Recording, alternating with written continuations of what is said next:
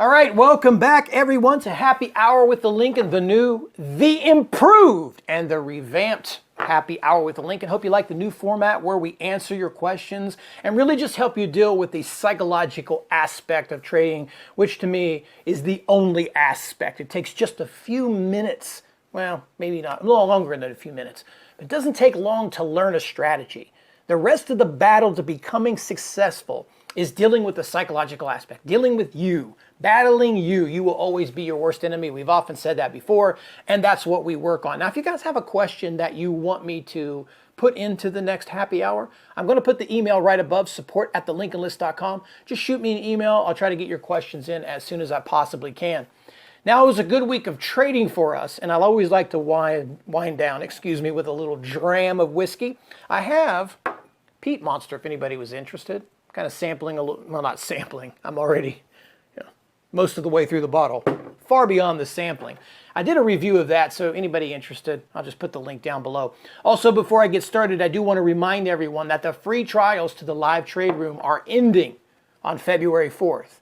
Freeloaders, be damned. Freeloaders, I'm calling you out right now. If you ever wanted to see what we do at the Lincoln List, how we train traders, how our community is, the things that we do to help make you successful. If you've ever wanted to see that, now's the time. There's a free trial where you can sign up, see it, trade with us live without making a financial commitment. You may want to do that because after February 4th, that's going to stop. So anyway, let me not waste no more of your time. Let me answer the questions that came in this week and a couple of important things that I think will help you out here as we go into the future. Now, the first question comes from a good friend, a member of our trade room, Andrew. And I'm not going to read this whole thing here to you, but I want to highlight the area. It says, at some point you said for you, it came down to forcing yourself to do it. I think more than anything, I need to do that and let things trade out in my favor or get stopped out. Now, I'm not going to show you all of the email there that was involved. There was a couple of emails back and forth, but what he's referring to is not being able to let winners run. There's another person in our trade room, Mark, who made this statement. I'm going to steal that statement and use it now as a quote. And what we're going to talk about is that small wins really are losses, okay? Small wins are losses. Now, every so often you have to take a small loss because that's what it's telling you. However, one big barrier for traders, especially those in the amateur phase or trying to transition into making real money, trading stocks, livable money, that's what I should say, is that not letting the winners run. Now, there's a couple of reasons for not doing this. Mostly it's a psychological barrier. Now, this could come from after where you're not looking at support resistance levels in a chart. You're looking at the emotional satisfaction of winning and losing. So what I'm trying to say is stats. Now, this is something that I also was guilty of myself early in my career, is focusing on stats. So let's say you've had 10 winners in a row, more winners than you've ever had. And then you get to like 11 and that trade didn't kind of work out very well at first. And then it starts to come around and maybe get you in the green a little bit and you cut it because you didn't really want the gain from the stock, you told yourself. You wanted to keep your streak intact. You wanted to end the month green. You wanted to finish the week green. You wanted to finish the day green. You wanted to finish how many trades in a row green. So one problem that we have with trader stats is sometimes the sake of trading for stats overrides the sake of trading for money. So what you need to do in this situation is you need to you need to understand why you're in the game. You're not in the game to pull up stats. You're in the game to make money. That's what we're all here for. So what you're doing is you're looking at your P&L or you're looking at your statistics and you're more worried about that, and that's distorting the perception of the trade. So what I'm really saying is if you're a day trader, which most of us, I'd say 99% of us are probably using technical analysis as our sole means of making decisions where we're looking at charts. One of the things I did not too long ago was I had a video, if I can remember that, I'll put the link up as well. And that is that stocks normally just don't trade to a certain number or a certain region in the chart just for the hell of it. You know, support and resistance is a very big element just about in any type of stock trading period, especially when you're looking at charts. So when you're looking at that chart and you're making that trade, before you even get into it, you need to think about what is my target?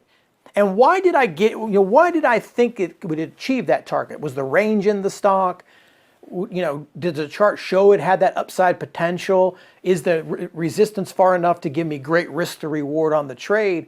And then when you get in it, you have to allow that stock to work its way up to that next resistance level. Because in all theory, if you're into this where you believe that stocks trade from one level to the next level, they trade from support to resistance, from resistance back to support, then once this stock, let's say, for example, you're trading a breakout, once that breaks out, it should trade to the next resistance. And if you've looked at that chart and you said that's great risk to reward, where I've got my stop, etc., whatever it is, you need to let that trade play out, at least for, a decent amount of time. You need to give it an opportunity, because again, that's what we're in here for. We're in here to make money. We have to let these trades work out, because nothing sucks more than to have it be in the trade at the right time, to have the right idea, then execute that idea to perfection and get into that stock, then get shaken out by a couple of red bars or green bars if you're short.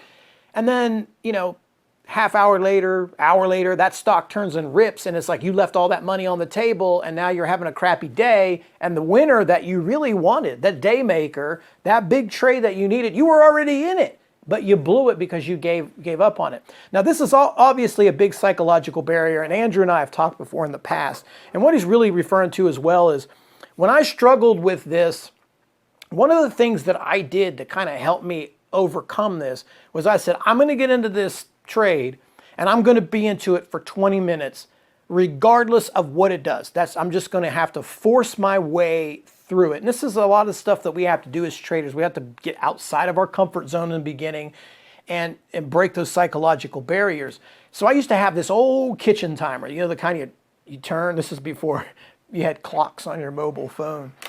And then I would just set it for 20 minutes. It's like, I'm not going to touch the stock. And if it had to, I'd go out, I'd take a hike, I'd go out for a walk, I'd do something else. I'd get in the car and drive down the road. Anything that I had to do to keep my hands away from selling that stock. Now, that's a very aggressive measure, but I had to go to that level in order to get me to just be more patient. Because what will happen is if you don't do it and you're not patient, that patience level gets smaller every single time. So maybe you'll start out and it's like you let the gain run a little bit, and then each time you keep cutting it. And this especially comes after things like where you take big losses and then you just want to get it green on the board and the stock pops for you in the green, and then you cut it and it's like, oh damn, I should have kept that because I would have made $3 or $4 per share. So remember, you are in trading to make money. You are not in trading to collect stats. It doesn't matter if you win 90% of the time, but you have all these tiny little wins and then one big loss wipes you out. You're in this for gains. So every trade you take,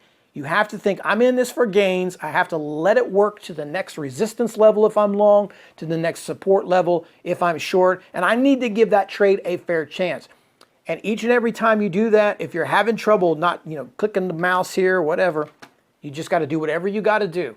Doesn't matter, whatever level you got to, whatever you got to do, make yourself do it. Leave the house.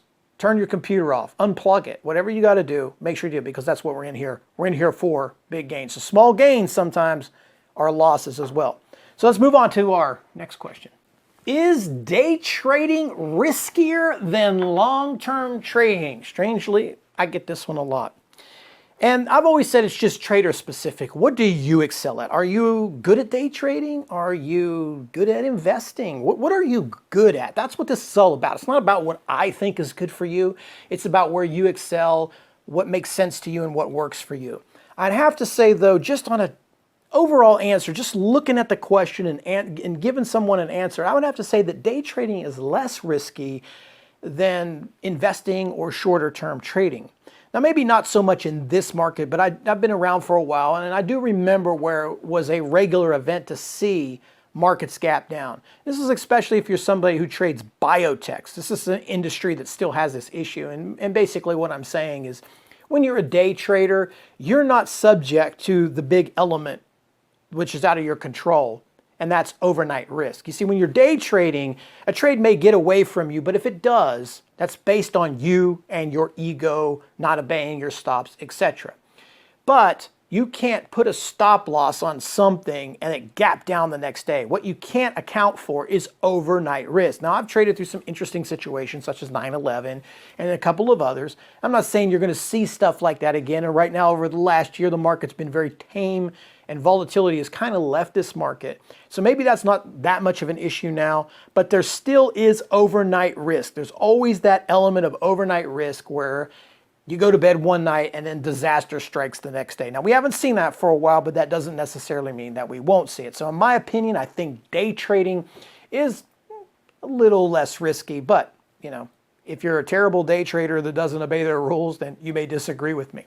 All right, on to our last question for today, and that is, hey Doug, I've been following you for a while. What are the indicators that you use to trade with, and which ones are the best to start with? Again, this is something that's trader specific. You got to kind of feel out and use the things that you like the most. Now, I've been very clear. When I started out, I had a lot of indicators, and there is an element of the old paralysis by analysis analogy where if you have too many indicators and you're relying on too many signals that you're going to miss trades.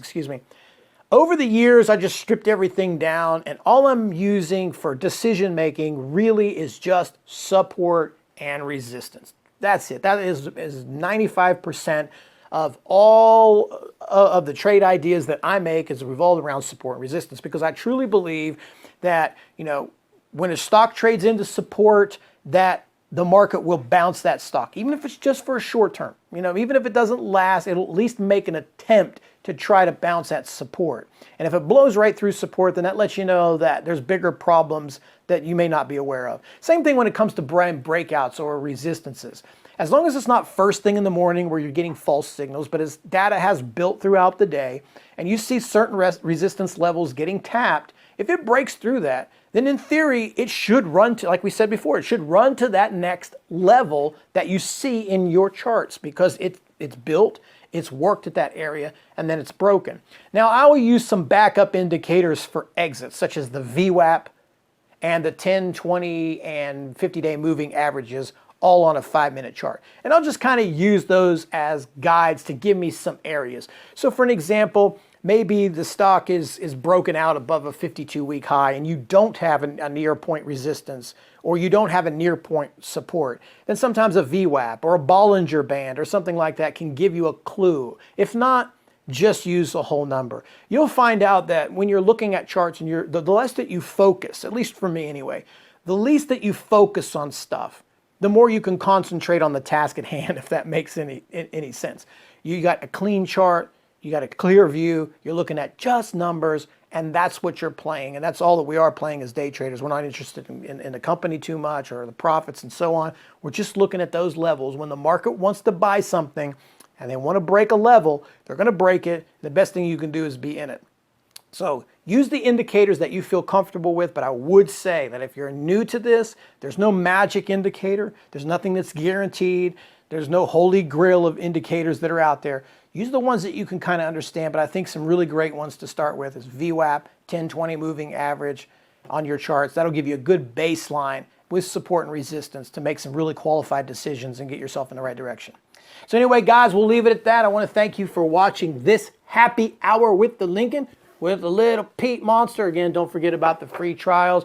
If you have questions, you know where to send them. I put the email link in the very beginning. Until the next one, to all those who click the mouse for a living and do this every day, cheers to you. Until next week, take care.